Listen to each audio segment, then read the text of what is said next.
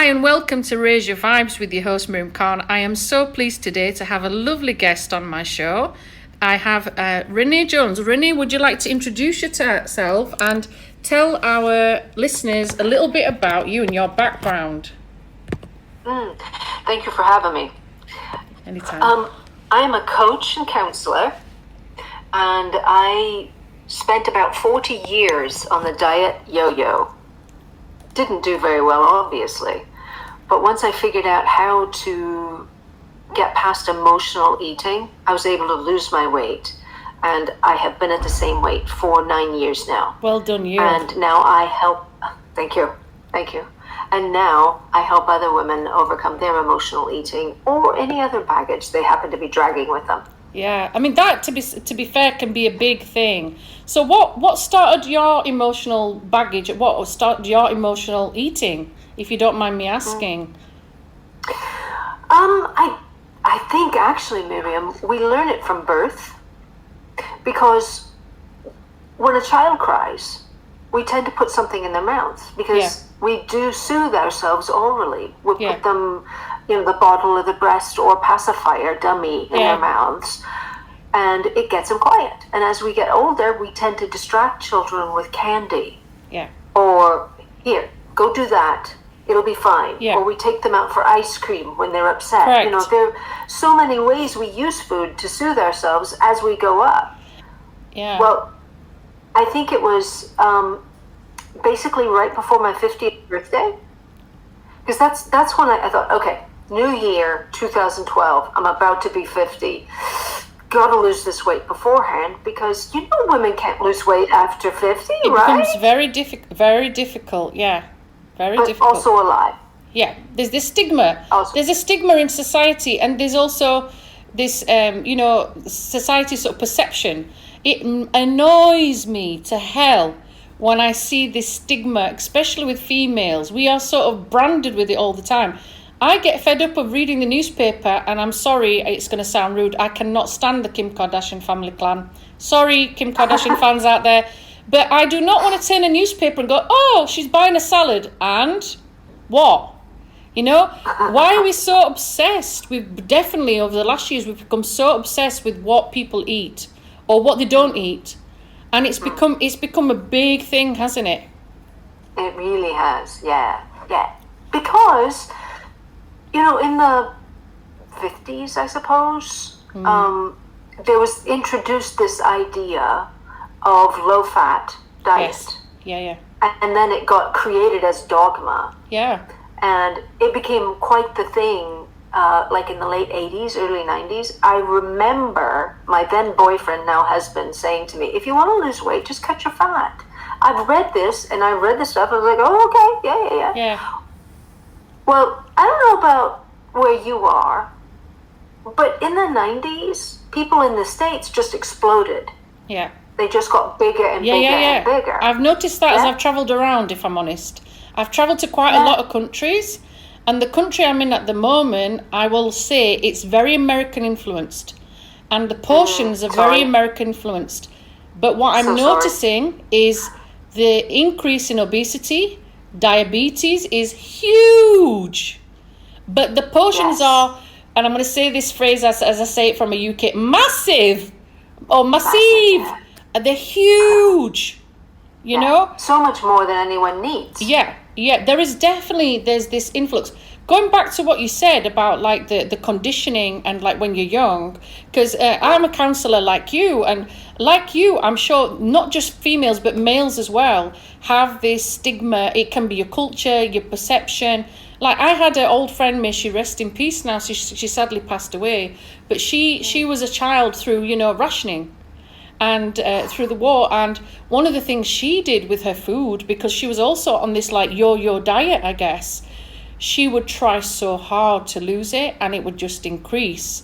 And she struggled to find clothes that would fit her in the UK. She was ordering clothes from Dawn French, who's a comedian. You may know her. She used to work with Ruby Wax. But, the fact that you couldn't find this sort of like food, it was a comfort.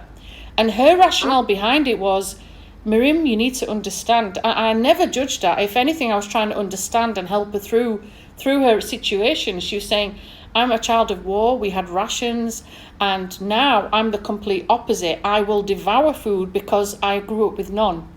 So there's so many complexities, isn't there? It's not just a straightforward, it's not a straightforward line. No, but anytime we eat for emotional reasons, it's not good for us. No. Right? It's just not good for us because we're looking to food to fill a space that it can't fill. That's why we can't get enough. No. There is, I mean, I don't know about you with your background. I've dealt with people through I'm a teacher as well. So I've done a lot of hats, thank God. But you come across, and personal experience as well, you come across, for example, bulimia. You come across anorexia. The one that I found interesting was pica nervosa, where they're eating paper or rubber or eraser, sharpening, anything. This was people in sports, actually, not just ballerinas. This was people in sports. And it is so interesting that the relationship we have with food. And I don't know about you, people that are especially in very poor backgrounds, very deprived backgrounds. And there is this need for instant satisfaction and gratification. Do you agree? Yes. Oh, right, yeah. Because when you put something in your mouth, A, it's soothing. B, it kicks up your dopamine, which is the feel-good chemical. Yeah. And it may only last for that long, but we'll take it because it's not the fear, it's not the emotions, it's not whatever's going on around us that we're trying to get away from. Or as I like to say, we're stuffing down our feelings and following it with a food chaser. Yeah. That's a very interesting concept. Very interesting concept. And I guess now... it's the same sort of thing Yeah. as like alcohol or drugs. You're Correct. just trying to get away from what hurts right now, and this will do it. Correct. So it's like a conditioned trauma and a pattern, I mean, nowadays it is so easy because, I'm sure your generation, my generation, I was brought up with no fast food, Right. Everything was home cooked. My mum, bless her, to this day, bless her, everything is home cooked. And we're talking 3-4 hours of cooking. We're not talking like that gratification. We're talking basics from scratch, the breads, the flours, whatever dish it was. My mum, bless her, would cook, and it was that concept of sitting around a table and eating as a family. That's changed too, hasn't it? Do you think that has a big impact on what people do as well now? Well, yes, because we can now eat in secret, can't we? Yeah. You can go through the drive-through, or maybe a couple of drive-throughs, right, to get the amount you want to eat. Yeah. And we're not paying attention to the food, we're just eating. Yeah. We're not doing it in community, so there's no accountability except on our bodies. Correct. Right? But it is the change in culture around the world is massively contributing to the obesity problem. Yeah. I can remember having a conversation I worked in it was a beautiful school that I loved. It was somewhere I worked for 8 years, in a city high school, very deprived, very, very poor kids, very challenging background. It would be almost like kids from the Bronx, like that, or from Harlem. But they were my kids. They were my children, And you would have conversations with them, and they'd have conversations with you. Of course, they'd say, "Oh, miss, what did you have for your tea last night?" So, naturally, you'd have the same question back to them. And they'd be like, "Oh, yeah, miss, we went to the chippy." And I'd be, I would not judge. I'd say, "Okay, what did you have?" Because for me, fish and chips is something quite a lot of English people love. It's a traditional dish.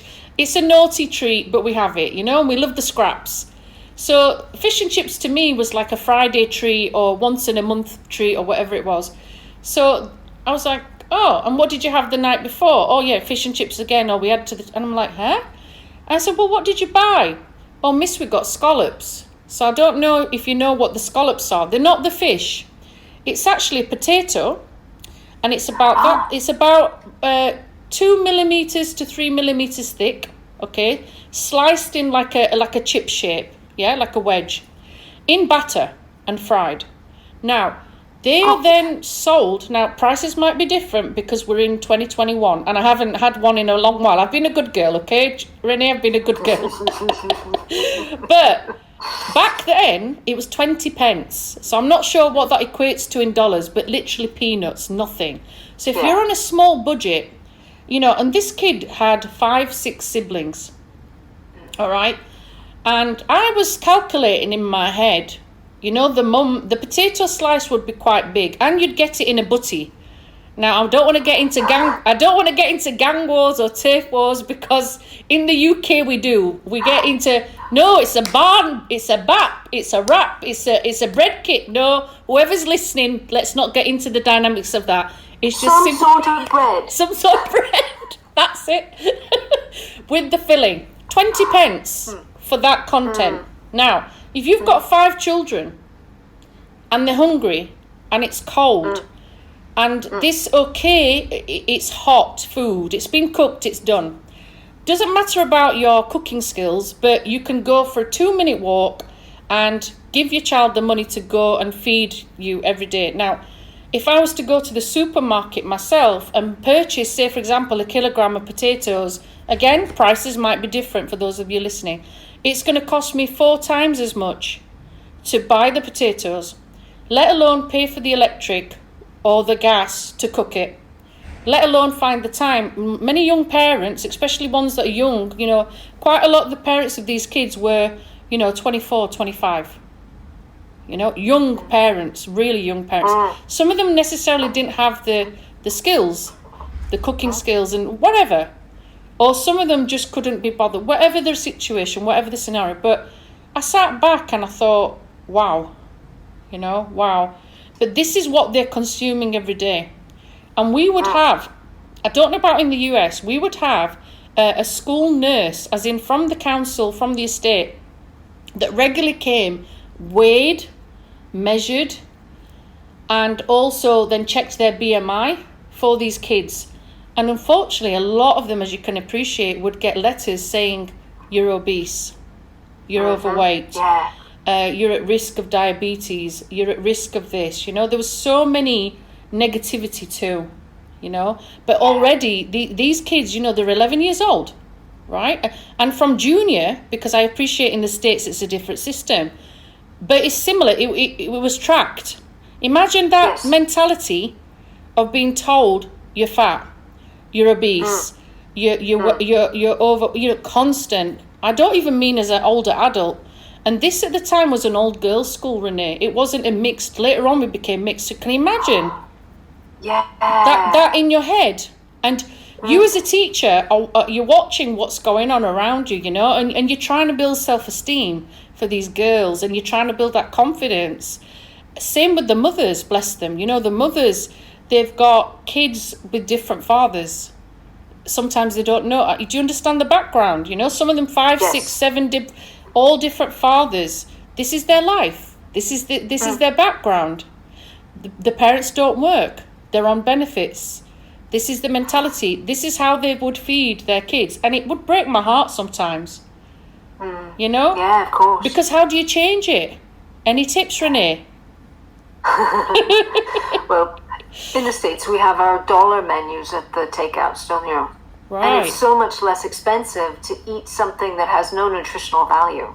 Yeah. You know, it may be slightly different to what you not have, but yeah, it has to start with the child and making choices as best they can. And, you know, I don't know what we can do for the parents unless they have, you know, a lightning bolt of inspiration and influx of cash. It's hard. But you can keep educating and educating and educating, but until, you know, a salad costs less than a chip butty, you're not going to make a lot of changes, are you? No. And things do cost more when you're trying to be healthy and you're trying to change things, you know. What's it like in the States, for example, with child dinners at school? Can you give us some examples with what I've just... Am I going to make you cry? Oh dear. No, let's get the tissues out. It frustrates me because in the last 10 years they decided that tomato ketchup, red sauce, could be considered a vegetable. So it's mostly sugar. How can it be a vegetable, right? And, you know, kids don't want to eat healthy food in school. They just don't. No. Correct. So in a school dinner could be 6 kinds of carbs. Yeah. Which is fine and fair enough, but you still need the protein. Of course. And you still need something that actually resembles a real vegetable. Because, tomatoes are actually fruit.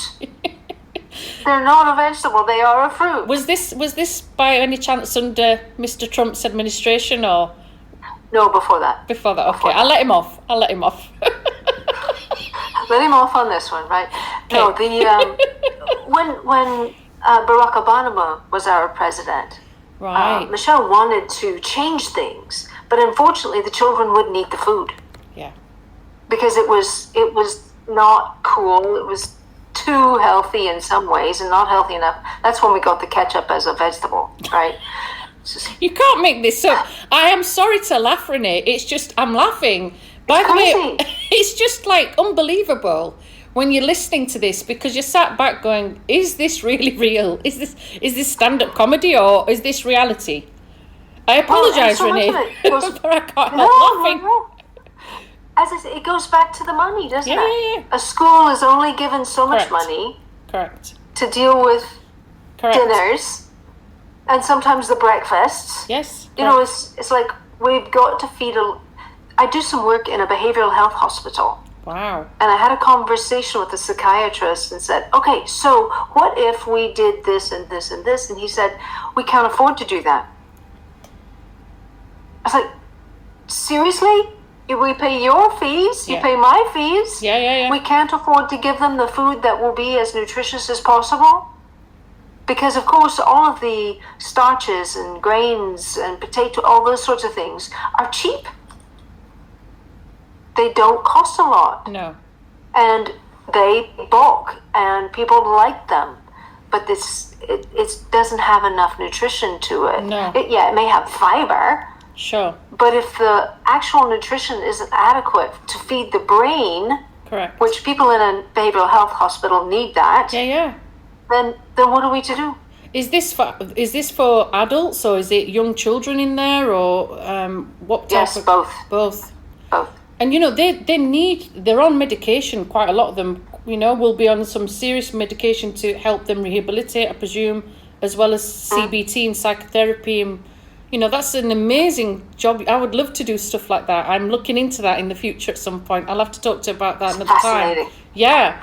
But going back to the food dynamics, it's interesting. Years ago, I can remember we had like a change with a chef that you might know called Jamie Oliver. And again, it was all about what was in fashion. And this person in charge of education, I can't remember who it was at the time, decided suddenly, we need to get him on the bandwagon.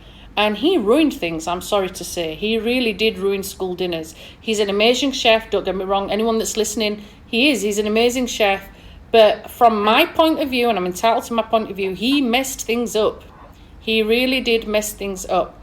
And it made life very, very difficult. Like I said, the school I'm talking about, we were the only school it was an area in Leeds, and it's an area that's called Parklands High School. And it was in Seacroft, and it's the largest council estate in the UK. And we had the only free breakfast at that time in the whole of that area. And our head teacher, bless her, put money aside to make sure those kids did not pay. Because a lot of them were booted out of their house at 7 o'clock in the morning, can you imagine? And it was the only place of warmth and the only place of care and love where the doors were open, where they would be looked after. We were the type of school that we were showering those kids, we were washing their clothes, cleaning their clothes. These were extra things we had to go above and beyond. Schools don't do that in the UK. They're not allowed, right? So imagine that giving breakfast, you were serving porridge, and that's a good source of food, or toast, but you had a selection. For example, you would have, the kids would come in and they would want to have, like you said, the sweet and sugary cereals. No, you had to have, for example, toast or a yogurt or the fruit. They were given sort of like set menus and alternatives, and they tried to enrich that. And a bit like what you said, for GCSEs or from Key Stage 3 as well, I don't know about in the States, they were taught food technology. So it changed. It was called basically cooking. Back in my day, it was called cooking, you know. But then it became like technical, you know. So it was called food technology. And I think over time, Renee, it became food technology because instead of like showing the love of cooking and showing the love of like how to do particular lessons, they went into the scientific element of it. And don't get me wrong, I get that, you know, like for example, teaching them about how to make caramel and stuff like this and the science behind it and da-da-da-da-da. But it got too technical. You know, they were literally like teaching them how to do essays and write in a scientific order, this. These kids, Renee, they couldn't even hold a pen pencil. They couldn't even peel an apple. They didn't know.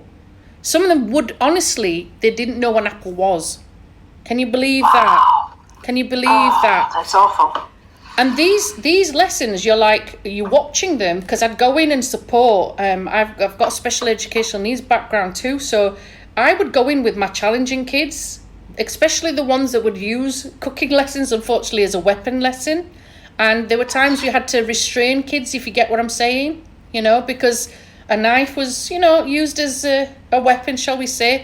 So you had to like supervise, and you had to teach them in you know, how to cut an apple, how to take the core out, how to take the skin off. And these were like, you know, they were doing an apple crumble, for example, you know. Now, some of them... Very basic stuff. Those things now, slowly, they're dying out. You know? And if you look at the future generation of, like, young adults, then, they're going to struggle. And hence, the need to go to this fast food implant. Don't get me wrong, Renee, I do a naughty thing twice a week. I have done for a long time. Haven't done it in the summer, but I do go and have my hash brown o'clock at McDonald's. I've got to confess. And interesting that you call it naughty. Correct. But is it? Is it naughty? You see what we do? You see what we do with our... And the reason I say naughty is because, like, especially now with COVID, like, schools started back. Obviously, I'm still teaching. We're in hybrid learning. And we are scanned with a camera, a thermal camera. And the reason I'm saying naughty now is I come in with this little brown bag. It's obviously full of, like, grease by the time I brought it into school. And the thermal camera is obviously checking if I've got COVID or not. And instead of checking for me, it's going ding, ding, ding, ding, ding, ding, ding, ding. And it's like it's saying, she's got a hash brown. So you know what I'm saying? Naughty to you. I'm telling, and you know, people smell it. You're coming down the corridor into school, and then they're going, oh, you know, you shouldn't be having that. And again, it's that sense of that society, you know. Of shame. And feeling naughty, like I said to you. I am someone who watches my diet. I've changed it many times. I can be honest with you and say, years ago when I was in the flux of teaching, as much as I can cook home food, I did unfortunately start eating processed stuff. A lot of that, I don't know about you, sometimes you're so busy working till daft o'clock, as I call it, that you just can't tear yourself away from the work. I'd be working till 10 o'clock, 12 o'clock, marking papers. And you know you've got this pressure. So I understand some of that is our culture, how we are changing in this work expectation, so that you're eating, you know, oh, I've got a frozen pizza, I'll just go heat it up. Oh, I've got a frozen meal. Going back to what you said about the 1950s, 60s, those takeaway dinners, you know, that were brought in. You'll go into supermarkets now, back home, because obviously I'm teaching somewhere else at the moment, but you'll see constant takeaway meals, frozen meals. Even the Weight Watcher ones. Have you come across Weight Watchers, Renee? Have you heard of that? Oh, yeah. So Weight Watchers, Lean Cuisine, all of those, and they're rubbish. They're low calorie, but they're rubbish. So what's the solution? There's all these different dynamics. Like I said, we've got social platforms, we've got people with various eating disorders, and it's not just women, it's men too. Men's on the big increase. The amount of boys that I've come across, which is alarming, that will say, I'm fat, and they're like this, they're like a skinny little stick, and they have this perception of themselves, their narrative, I'm going to call it now, I don't know about you, in their head of, I'm fat, and you personally are looking at them going, wow, they are actually quite beautiful looking, and people would love to be having their physique. No, that's not in their brain, that's not in their image. You may have seen a meme somewhere along the way that said, I wish I were as thin as when I first thought I was fat. Whoa, powerful. Very powerful. Yeah.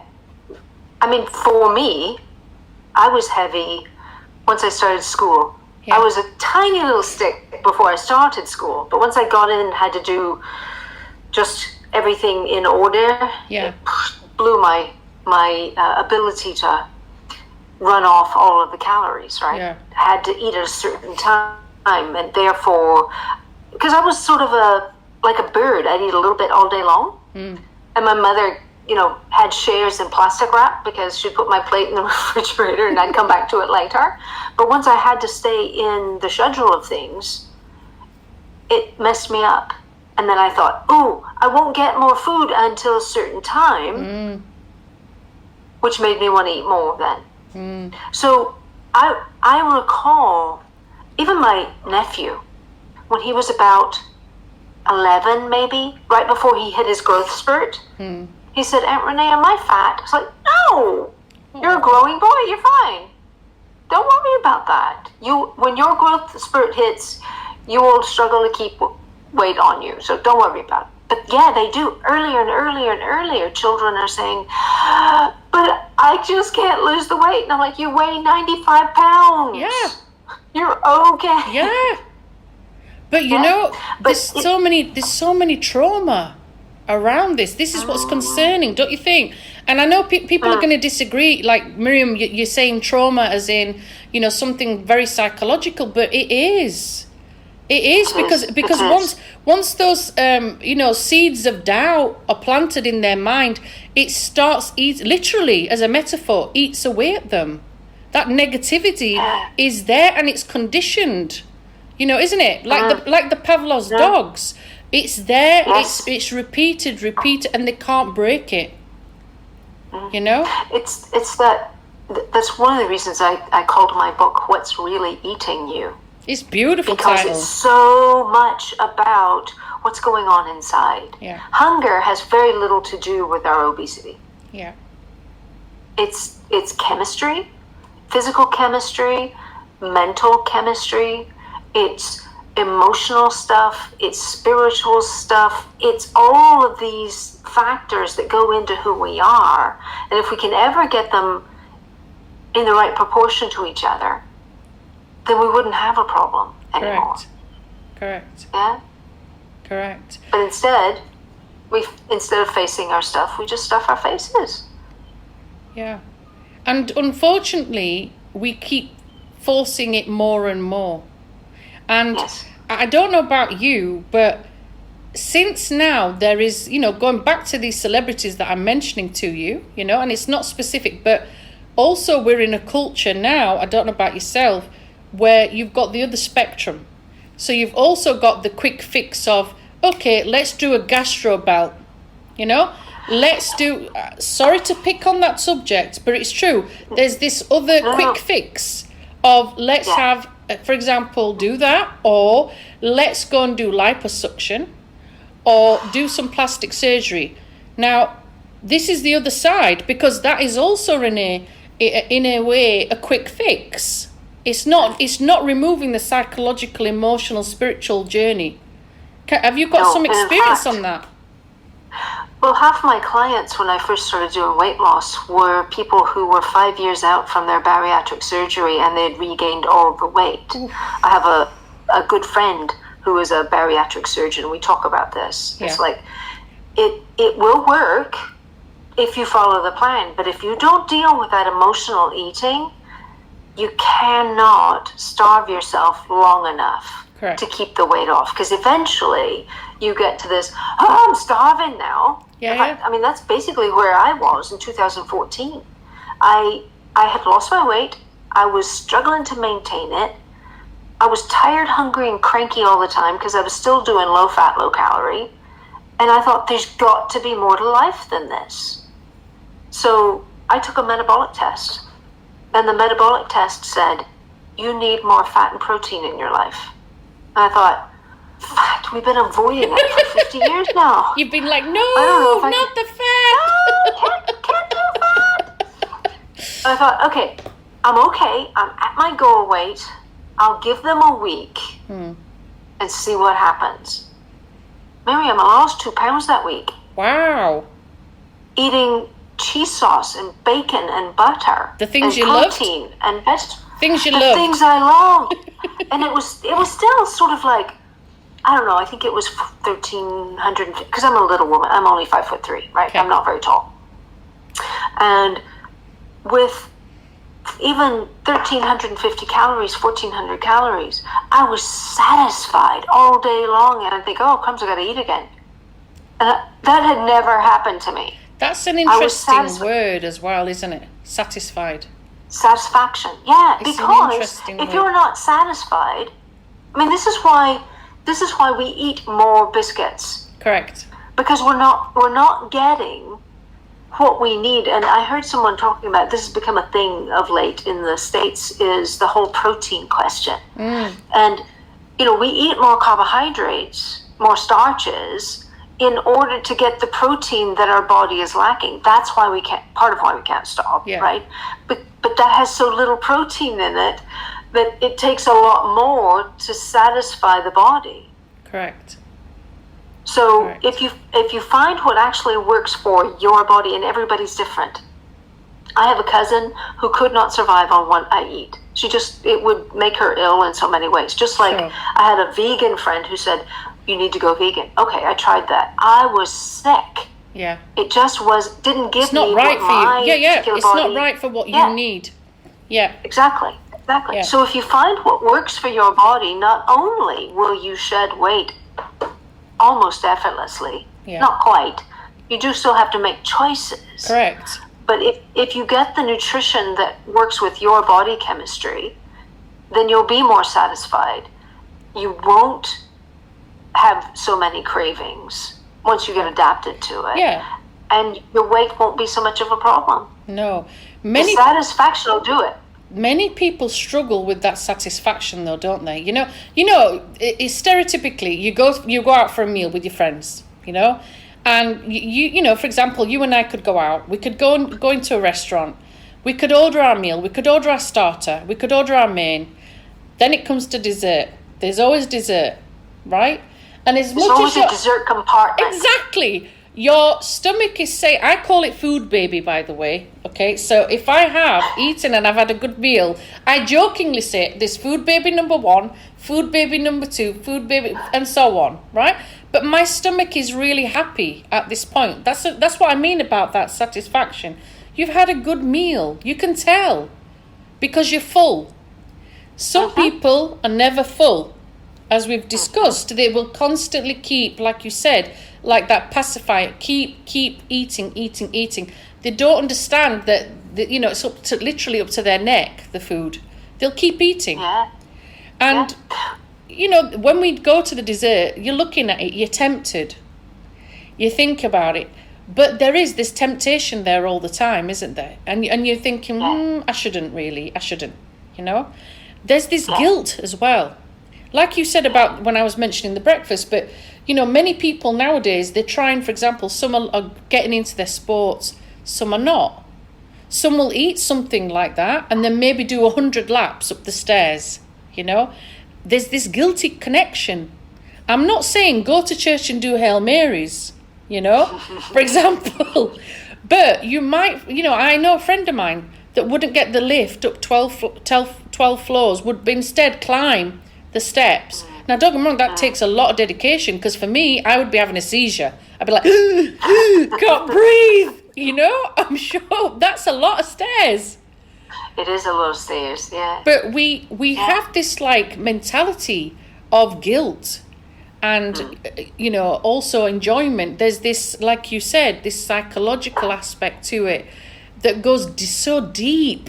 And I think when you, like you probably know yourself, when you're talking to these clients, like, what's your trigger?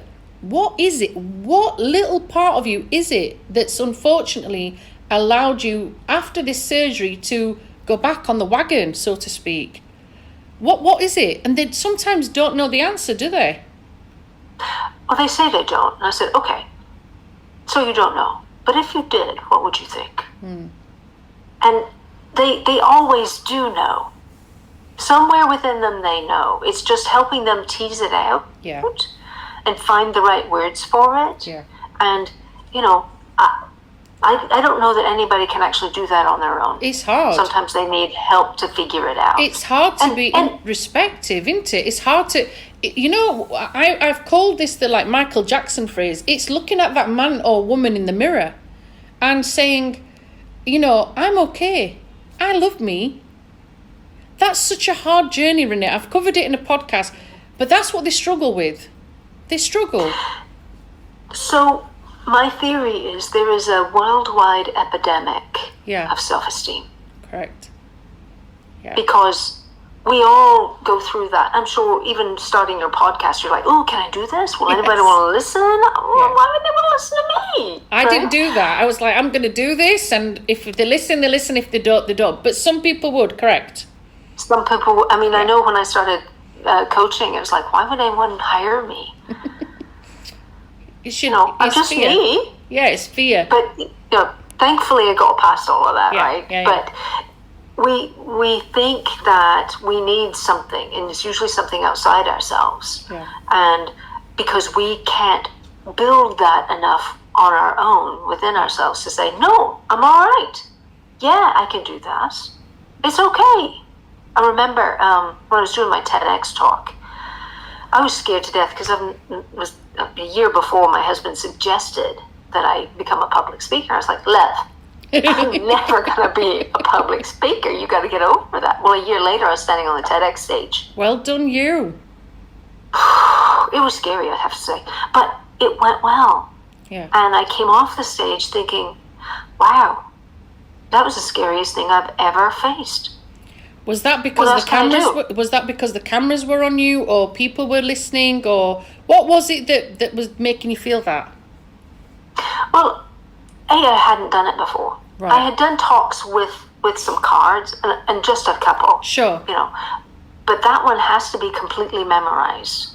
Right. And it's in front of a group of a theater full of people. Sure. You know, the cameras didn't bother me. It was all the people that were either engaging or not. Sure. Right? And they're not all interested in my topic. But it was just being able to stand up, not trip over words, deliver value to this group of people who didn't necessarily care about my topic. Yeah. And it was just frightening to me. So your own worst critic is you at this point in your subconscious. Yeah.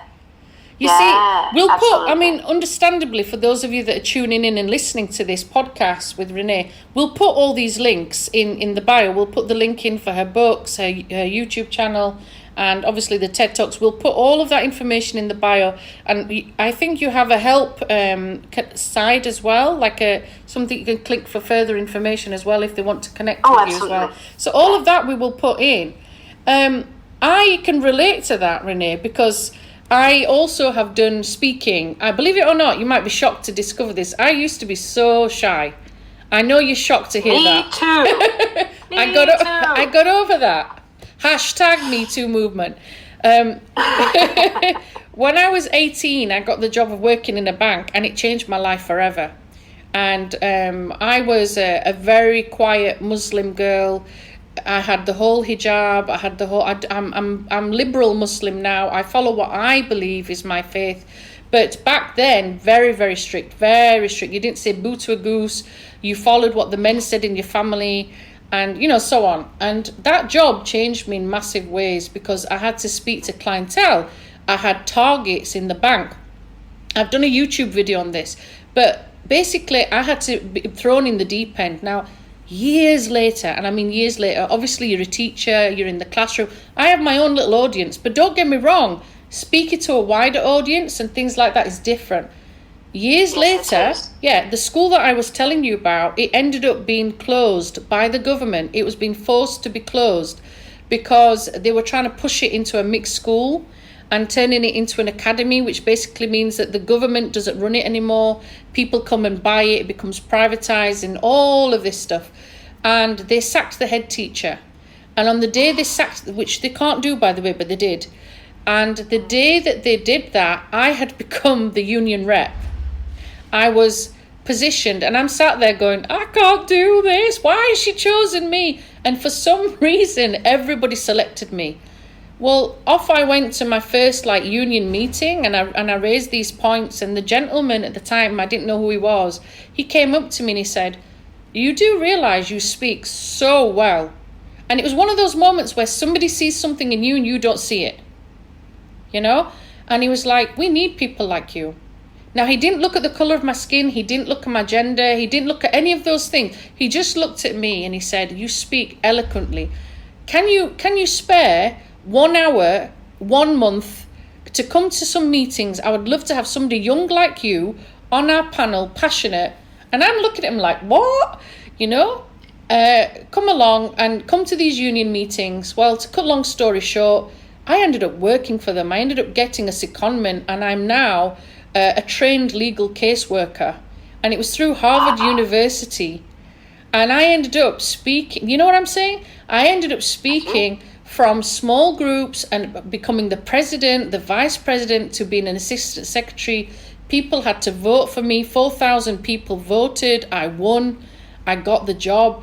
I was so humbled by that. And I ended up on a podium speaking to 7,000, 8,000 people at conferences from that small little thing. And when you're at conferences for the union, it's hard because you have 3 minutes. You've got a podium light, and the topic could be something about education. But there's 20, 30 people who's already said what you were going to say. You have to think like that. And you can't repeat, and you can't look like an idiot in front of the other people that's already said what you're going to say. So you've got to really think hard. There's people sat there writing essays and essays and essays and scrap, and I'm like, whoa. And you know, I don't know whether it was God, spirit, whatever you want to call it, I would just get up and speak from my heart. Didn't need the notes, thankfully. But I would just listen to what they're saying, and all the coaching and the training they gave me that really boosted my esteem, and I would just be free. And they would say to me, don't you feel the pressure of the camera? Don't get me wrong, the first couple of times my leg was almost like I had Parkinson's. You know, behind the podium, because there's these 3 little lights. There's a green light, an orange light, and an amber saying your time's nearly up. And 3 minutes isn't long to try and get your point across. On top of massive film crews, big massive screen that's behind you on this side, the heat off the flashlights. Forget all that. And there's all these people saying about your makeup. Don't even have time to do all that jazz. You're more focused on that buzzer's going to go. I need to get my point across. I need to get my point. And there's a sense of urgency. And for me, if I hadn't have gone through all those things, I don't think I'd be doing my podcasting now. That's the ironic thing. So I can really relate to you, because in that position, you don't see the beauty of who you are. Yes, and I'm sure indeed. These people with these issues have got the same thing. There's no difference. They don't begin to recognize the value they bring to the world. Yeah. And I feel that part of my job not only is to help them lose the weight, but to help them heal their heart, so they can then take that out to the world and be more productive and helpful to the world. So how can we, going forward, how can we both help people? Obviously you do the counselling, I do the counselling, we try to educate, but is there more? Is there more that we could do as a community, as a global community, to help people fight this or overcome this or be aware? What more can we do? Well, I think the body positivity movement has been trying to say, it's okay, you don't have to be a stick insect, right? But on the other side of that, It's like, oh, now I've got free reign to eat anything and everything, and it's okay. Well, yeah, it's okay physically in acceptance, but it's not okay for your body. No.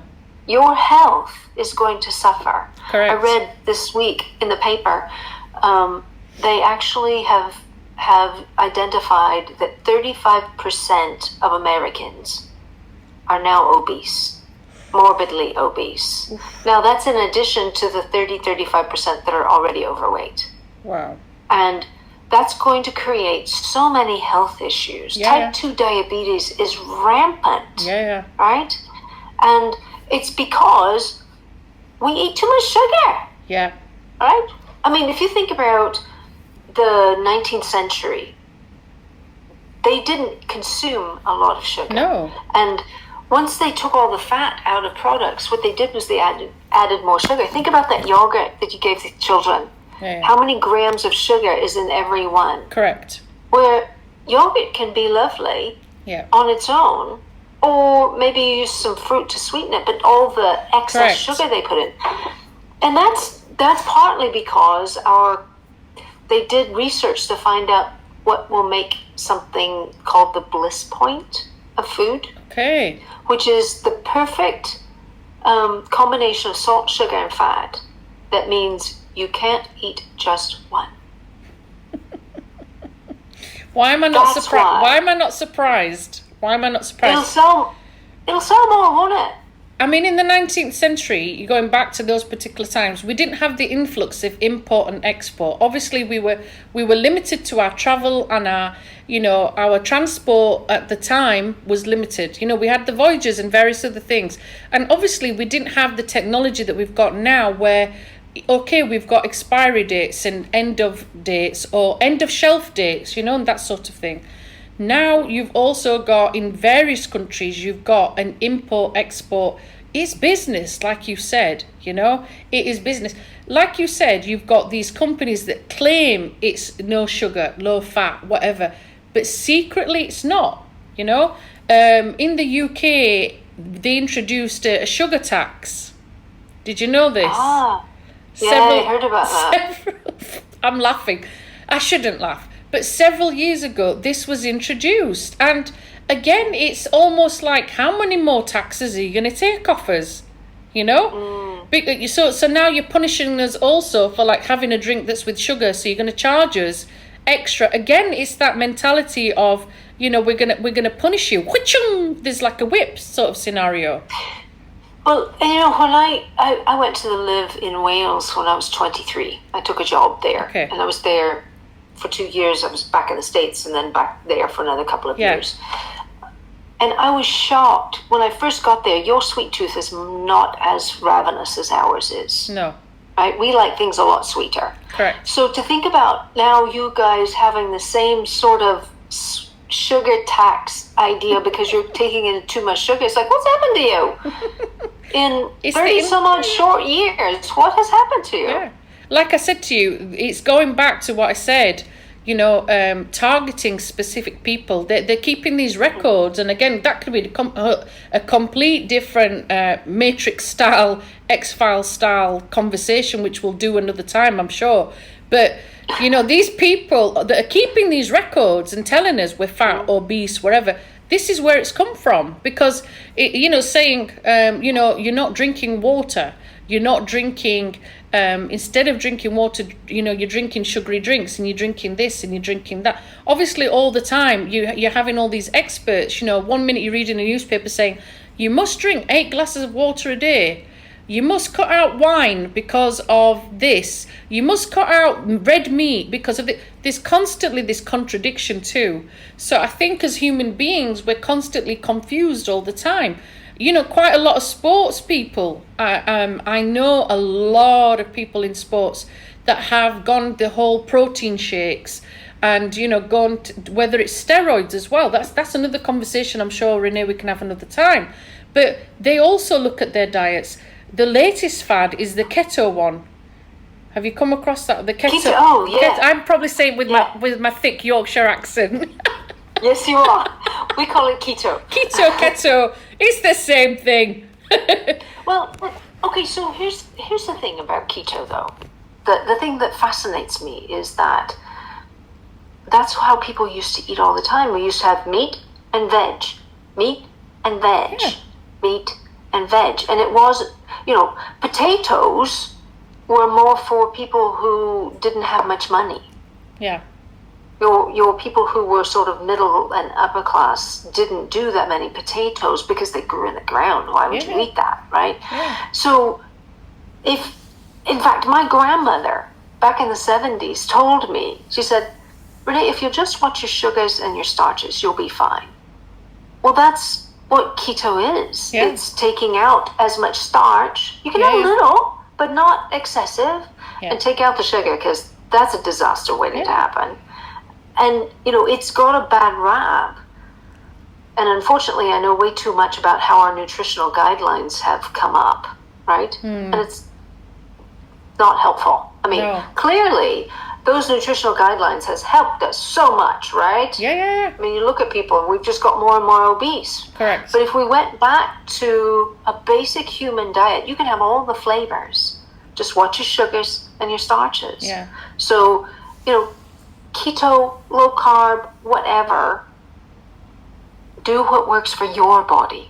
Correct. This low fat thing, the Mediterranean diet was changed after World War II because the whole of Europe was decimated, right? Yeah.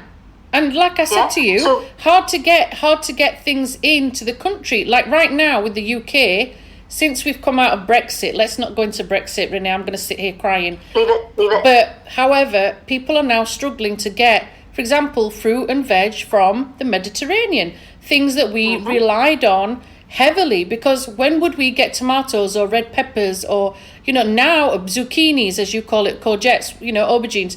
You had this influx of this food. Now everything is quadruple the price, because of the changes. So we're going back to, like I said to you about the 19th century, it's costing more. And I don't know about yourself, I was seeing a big influx of organic as well. And it's funny, I want to link this back to what you've just said prior in your prior conversation. Class and organic, In the States, I'm sure you have a similar system. In the UK, we definitely clearly have the bourgeoisie. We don't say that, but we do. You have the aristocrats. And then you have the proletariats. And unfortunately, there is another title, which you may not know. It's called chavs. So some people... Yes, unfortunately. For anyone listening, I am not being derogatory. I'm just using a UK term. So chavs can also mean council house and violent. To quote a famous singer called Plan B from one of his songs. Cool dude, look him up. He's an amazing artist. He's an actor now. But there is this mentality that, if you're not educated, you're going to have that misconception.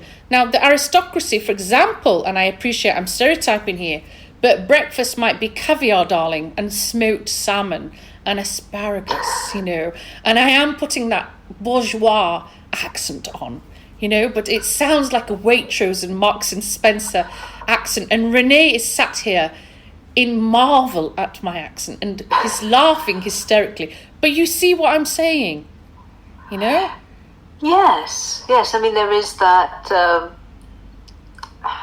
education and opportunities do tend to change things for us, don't they? Correct. But if you are trapped in the lower income bracket, it makes it really hard to break out. It does. Yeah. I can remember years and years ago reuniting with one of my friends that was a school friend. We had a high school reunion. You've just reminded me of this story. And I went to go and visit them. I hadn't seen them for like 20 odd years or whatever it was. And he had a 16-year-old boy at the time, double of his dad, absolute double of his dad. And it was the dad and I who'd gone to school together, and we obviously hadn't seen each other. It was really beautiful to catch up with them. And he said to me, he pulled me aside and he said, Miriam, I don't know how to say this, and I'm really struggling, and I don't know who to ask. And there's a reason I asked you to come and see me. It's not just because of I want to see you. So I'm obviously really curious as to what's confession is he going to tell me, And he said, I think my son's got special needs.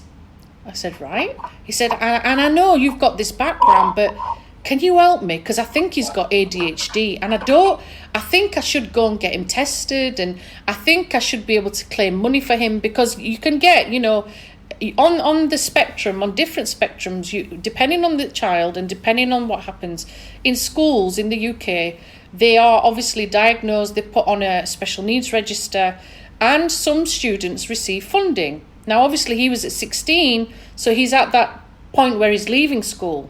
At that time, the law didn't support him. Now it does, because the special needs changed. Now it covers 0 to 25, which is brilliant. So it covers students at university, for example, they're not left without support, which is a brilliant thing. And I'm sat there like listening to him, and I'm thinking, what? It's very late, but I appreciate this must have taken a lot of guts for him to even say this to me. I said, okay. And he said, will you just observe him? Will you just tell me? So I said, all right. So we were having breakfast. He comes in. I get cornflakes and I get, cereal, and I'm very grateful for what I'm given, and if he's listening to this, I am very grateful to this. But the son, his breakfast that the mum serves is a can of Tizer. A can of Tizer. A Tizer is like a very, very fizzy drink. And yeah, okay. It's like not 7-Up, and it's not like Tango, if you know Tango, but imagine it, but lots of sugar. And I believe it's manufactured in Scotland or somewhere like that. I still think they do it. But very, very, very sweet drink. Can of pop. And then on top of that, he's having candy. That was his breakfast. Yeah, that would make you ADHD, wouldn't it? Yeah, and then and I was watching him. I'd stayed for a while, and I observed. I was quiet about it. I felt like Nanny 911 at this point, like watching what they're doing and watching what they're saying, and then ready to pull him aside and go, your son's not ADHD from what I've seen. However, have you thought about his diet? Have you thought about what he's actually putting into his body in the morning, at break time, whatever time it was? Because throughout that whole day, all I saw was binge eating, sugar, chocolate. Again, this was a family that is not wealthy, but there are some stores where, like you said, I think you call it the Dollar Tree in the States. Yeah, am I right? Pound shop for you, like right? Oh yeah, Pounderland, love, Pounderland. Now, I'm not into those stores anymore, but I know there's like bargain stores, home basement. There's so many that will do these banging deals, as they call it, banging, and it's all for a squid, as we say, quid, and that is literally not a lot of money, but you have like all these packed deals. So, of course, you're going to go for the sugary stuff, again, like I said. But I was sat back and I had to break it to him in a gentle way that you need to, if you as an adult are eating cereal and cornflake and whatever, why is he not joining you and trying? And he's not got ADHD from what I can see, but it's his diet. And it was such a hard conversation I had to have, Renee. Seriously, I had to do it so gently. And I had to tactfully just say, like, he needs to change his diet. But it's so interesting that as a Senko, the number of people you meet that automatically label themselves. I've got behavioural problems. I've got emotional problems. I've got this. And it's not. It's what they're eating. It's what they're consuming. Or what they're not eating. Yeah, absolutely. Well, even for myself, right? When I went to live in Wales, I was not accustomed to the temperature because I live in Texas, right? Oh, you're from hot to cold. Yeah. So I bonded with cups of tea because I like tea. Yeah. And because it kept my hands warm. It was like, okay, now I can keep my hands warm.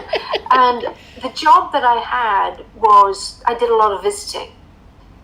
And you can't go to a British household. You can't just pop in and say hi without a cuppa, right? And I was one of those old Americans who didn't drink coffee, so I drank tea. And I could easily down 10, 15 cups of tea a day. And I got worried about myself. I thought, I'm getting awfully anxious. And I said to my supervisor, I said, I find myself being very anxious. And he said, you might want to cut back on the tea. I'm like, but I love my tea. He said, yes, it's got caffeine in it. You realize that. That's making you anxious. Anything, good things, can affect you in a negative way if you get too much of it, and particularly sugar. My question, Renee, is, will you serve tea with biscuits? Well, I gave up sugar 6 years ago, so... Well, no, when you were in Wales. When you were in Wales at the time. Biscuits, Welsh cake, tea cake. There you go. That's the other thing we did. Chocolate. We do it for hospitality, Renee. We do it for hospitality. Absolutely. And it would be rude of an American to say no thank you. Exactly. Right? So you do what works in the culture, so you're not rude. You don't want to offend people. No. But I had to give up some of my tea later or earlier when I was on my own. It was like, okay, I've had enough tea today. That must have been really hard. Because your body also, I have another friend, ironically called Renee, who's from Arizona, who lives in England. And like you, freezing cold, she'll be attached to a radiator with a thick double coat on. And she'll be like, I'm frozen, And there's not enough Irish coffees to keep you warm. Let's put it that way. No. So how did you get over that tea intake? What did you do? How did you detox? I pretty much once I left and I came back to the States, we couldn't at the time get proper British tea without it being ridiculously expensive, right? And I was going to graduate school. So I packed about 2,000 tea bags in my suitcase. You didn't! Renee! I loved it. And every time I visited, and apart from 2020, I've been in Wales every even-numbered year since 1986. To stack up on your tea. To visit friends, right? So, and, then Tetley came to the USA, you can get it there, and now you can get it in Walmart, Asda, that sort of thing. So it's fine now. But I knew to manage for 2 years, I had to cut back my rations. Ooh. So I cut myself back to 4 cups of tea per day. Or 4 tea bags per day. And I was falling asleep because already, the whole time shift thing of 6 hours. And I do really well going forward in time. Going back in time is the thing I have trouble with because I'm an early riser. Sure. So staying awake until a decent time was hard for me. But I'd be awake at 5. It's like, okay. But it was hard, and now I've gone back to a very bad habit of tea. She says, listeners, whilst she's saying that, she sat there nonchalantly sipping her tea. I will say that she's not there with chocolate digestives or biscuits or anything like that. So Renee, it's just tea. It's just tea, and she's only had the 1 cup. I can vouch for that. She's only had the 1 cup, so she's not being hypocrites. She's not being hypocritical. What advice would you say to anyone listening in? Obviously, we're going to put in the links for your book and the links for your TED Talks. But moving forward to try and help people with the issues that they've got, there's not going to be one clear answer, is there? There's going to be a plethora of things. So we've said about working on ourselves. We've said about working with the person in the mirror. What else can we do to help ourselves be better with our issues with weight and food? Well, I say it's not hard to overcome emotional eating. You just have to get the hang of it. And hang is an acronym. And the first question you ask yourself is, am I hungry? And if you're hungry, you may need something to eat. But if you're not, go to the A. What is your attraction to food? What's drawing you to it? What's going on for you? And then the N is need. What is it that you actually need? Do you need to take a little walk? Do you need to have a cup of tea? Do you need to play with the dog? Do you need a hug? Do you need to go get a manicure? Whatever. What is it that you actually need? And then the G is go get that, because that will soothe you more than food ever could. That's a beautiful acronym. Is that in your book, Renee? No, I came up with that afterwards, I think. Wow. I can't remember. It's been a while since I wrote that. It's a good one, though. It's a real good one. And it's helpful. Because it's easy to remember, right? Yes. Yes, and it's something we can all relate to. Any other tips or advice that you'd say to listeners tuning in as well, other than that one? I think it's important to know what helps you deal with expectations. There's what I learned along the way was I'm what's called an obliger. If you've asked me to do something, I will get it done. Yeah. No matter what. But if I'm asking myself to do something, to hold my goals, So I have to make all of my accountability external. That's why a coach works so well for me. Yeah. I walk my dog every morning. And the way I set myself up with that was she needs a walk. She's a much better puppy when she's had a good walk. Yeah. So she's my external accountability, you see. Yeah. When I was going to a gym, I knew Daniel was going to be waiting for me when I got there. Sure. And he opened up just for me to come at 7 o'clock in the morning. Yeah. So I better be there. So finding how you deal with those kinds of accountability is really helpful. I do have an exercise online if it's helpful. Sure. And it is how you can set a goal and keep yourself on track for that goal. And that's at packyourownbag.com/friends. And we'll put this in the bio for our listeners. Lovely. And what can they do from that link then? What would they find there? Can you just give some brief information for that? Yeah. It is an exercise called the compass. And essentially, you think about what is it you want? Miriam, what do you want? Right now, I would like to make an income from my podcast show, for example, so that it's a future career. So that is your goal. That is your compass. Yeah. So from that, every decision you make either takes you toward that or away from that. Correct. So if it's away from that, you go, well, maybe I ought to think about that again. If it's toward that, sure, go for it. Yeah. Because that is your compass. Yeah. And I actually give my clients a wristband, and it says, check your compass. Wow, awesome. To remind them, sometimes you've just got to check, okay, is this taking me toward my goal or away from my goal? Wow. So you had those specially made. Yes. That's beautiful. In various colors. Beautiful. Beautiful. Well, at the time, wristbands were a thing, right? Yeah, no. I think it's really nice because it's a constant reminder, isn't it? Right. Yes. I say you don't have to wear it. Just put it somewhere you see it. Yeah. It's fine. Yeah. Well, nowadays it's different. I mean, what you've just shown me looks like just like an item of jewelry, like that most people wear. They have quite a lot of them, don't they? For going on concert. It looks like something I would wear from a concert. So it's discreet. Yes. I like that. I really do like that. I will put all this information that Renee's talking about in the bio. And obviously you can click on the links and hopefully, find a way. And obviously, Renee, if they want to book a coaching session, they can do that too. Would you be able to give some information about that? So if they want to book you as a coach, how do they go about that? Obviously, I'll put the link in the bio. But do you want to give a bit of brief information about what you're able to offer them? Yeah, typically I try to figure out what it is they need. Mm-hmm. Do you need months of coaching? Do you need 3 months of coaching to help you get on track and stay there? Mm-hmm. I have a package of that. I also have courses, online courses that you can take. One is what are the triggers of emotional eating and how do you overcome them? And then one is more basically my text for my coaching practice. Yeah. So if they want to talk about any of that, I offer a free consult. That's brilliant. Seriously free. No, if it works for you, great. If it doesn't, that's fine.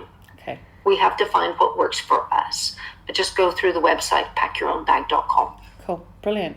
Renee, it has been an absolute pleasure having you on the show. It doesn't even feel like a podcast show. It felt like a stand-up comedy, but very entertaining, but also very enlightening.